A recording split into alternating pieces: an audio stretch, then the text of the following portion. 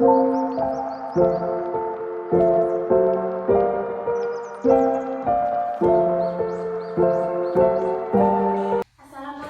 warahmatullahi wabarakatuh. Gimana kabarnya anak-anak hari ini? Baik kan?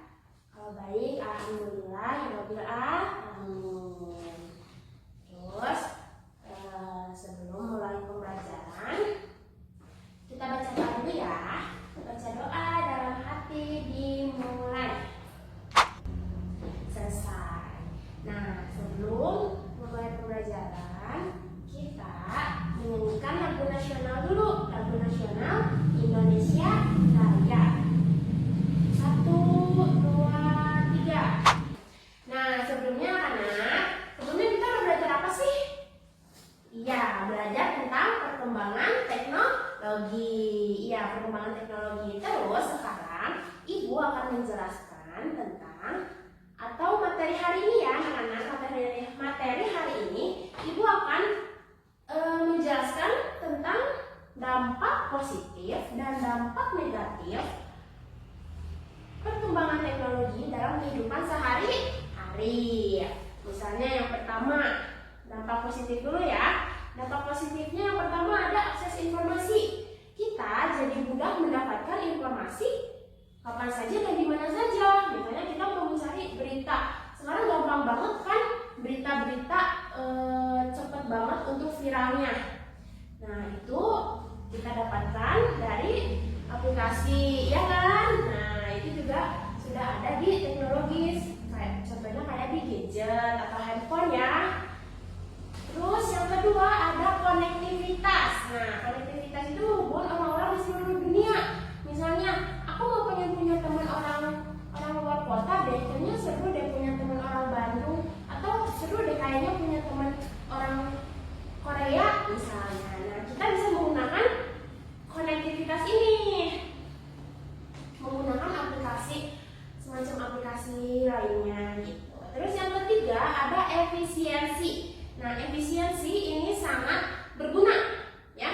Pekerjaan menjadi lebih cepat dan lebih mudah karena kita bisa menggunakan teknologi yang sudah berkembang ini untuk mencari informasi atau misalnya membantu mengerjakan tugas atau membantu mencari materi atau membantu mengerjakan pekerjaan. Terus yang keempat ada inovasi.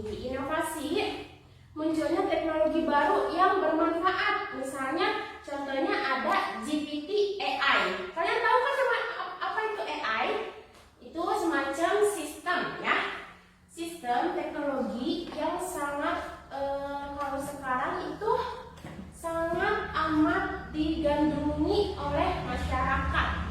Misalnya menggunakan GPT AI. Misalnya ibu mau mencari jawaban dari soal, atau misalnya ibu mau mencari informasi apa itu tentang perkembangan teknologi apa ya, ibu nggak tahu, terus ibu mencari di GPT AI bisa. Terus ada juga yang baru sekarang namanya Gemini AI gitu, itu teknologi baru ya. Terus yang kelima ada pendidikan. Nah, pembelajaran menjadi lebih interaktif dan menarik. Kita misalkan aku bosan banget baca menggunakan buku misalnya, kita bisa baca atau bisa mencari pembelajaran yang kita butuhkan misalnya dari YouTube, dari TikTok, atau dari Google. Terus yang keenam itu ada kesehatan. Dampak positifnya yaitu perkembangan teknologi medis membantu mengatasi berbagai penyakit. Nah, sekarang masuk ke dampak negatifnya ya. Sekarang dampak negatifnya salah satunya ada ketergantungan. Nah, ketergantungan ini sangat amat harus kalian waspadai, oke? Terus yang kedua ada privacy. Misalnya data pribadi kita itu rentan banget disalahgunakan sama oknum-oknum yang tidak bertanggung jawab. Jadi maka dari itu kita perlu berhati-hati untuk menyebarkan informasi pribadi kita. Terus yang ketiga ada kecanduan. Nah, buat anak-anak nih, buat kalian semua, kalian sudah tahu apa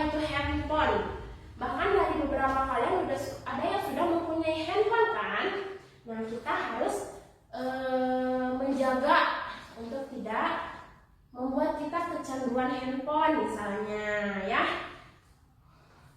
Terus yang keempat ada banyaknya berita hoax atau berita palsu. Kalau misalkan kalian mendapatkan informasi yang sedang viral, jangan langsung disebarluaskan. Misalnya, ibu aku mendapatkan informasi baru nih, aku mau kasih tahu teman aku Nah, itu tidak boleh langsung dikasih tahu ya. Kalian harus mencari dulu kebenarannya, bahwa berita itu benar apa tidak ya, berita itu asli atau bohong ya, sehingga kalian tidak menyebarkan berita hoax atau berita palsu.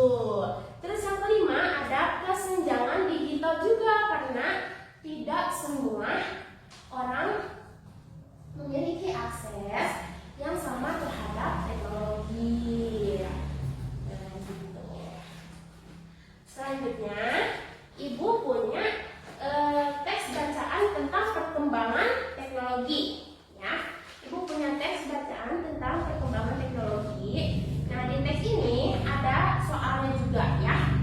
Jadi nanti kalian baca dulu, lalu kalian bisa mengerjakan soalnya ya.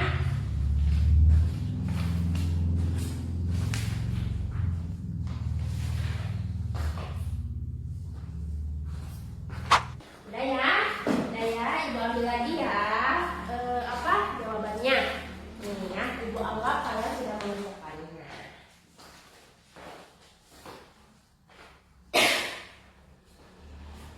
Nah, nih ibu mau kasih saran, dibilang saran bisa jadi ya. Ibu mau kasih kalian amanat nih ya. Amanat ya, agar kita tidak ketergantungan, maka kita harus membatasi dalam menggunakan teknologi. Misalnya kalian, ibu aku sering ketergantungan untuk menonton TV, atau aku sering ketergantungan main komputer di rumah, main game gitu. Ibu kasih contoh ya buat kalian semua, anak-anak ibu tercinta. Kalau misalnya kalian yang suka menonton TV, misalnya ya, kita menonton TV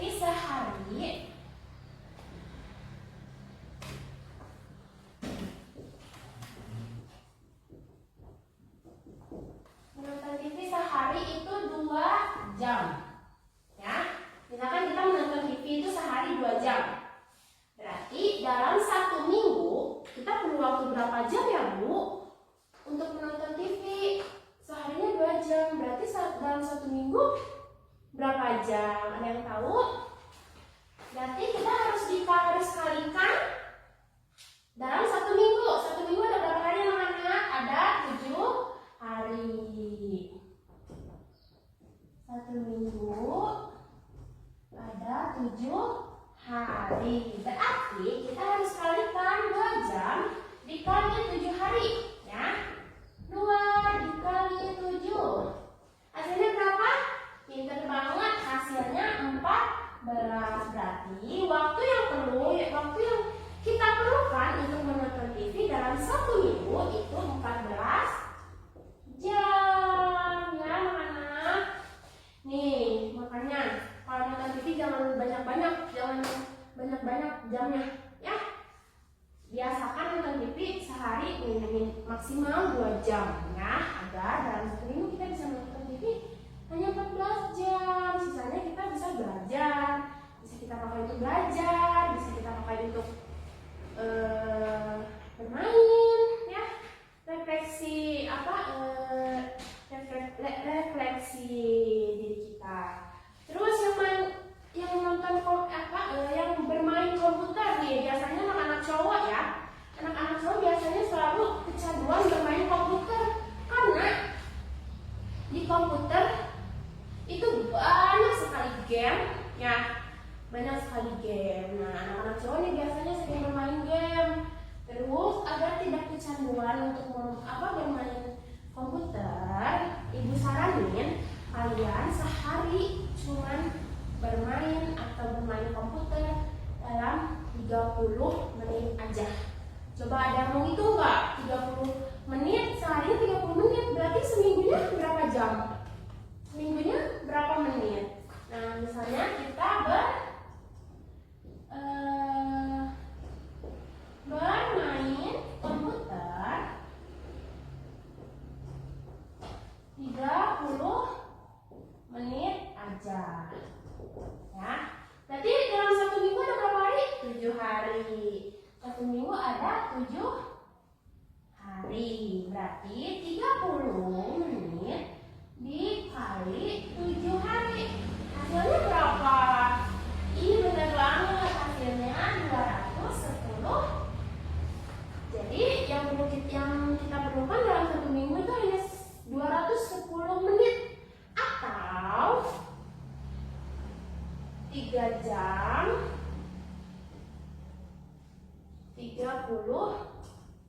menit. Nah, yang kita perlukan dalam 1 minggu itu berarti 3 jam 30 menit untuk bermain komputer. Misalnya kalau seharinya bermain 30 menit. Jangan terlalu lama karena bisa membuat kita kecanduan. Nanti mental dan fisik kita akan terguncang ya, akan terguncang, akan sakit gitu. Mudah dipahami bukan?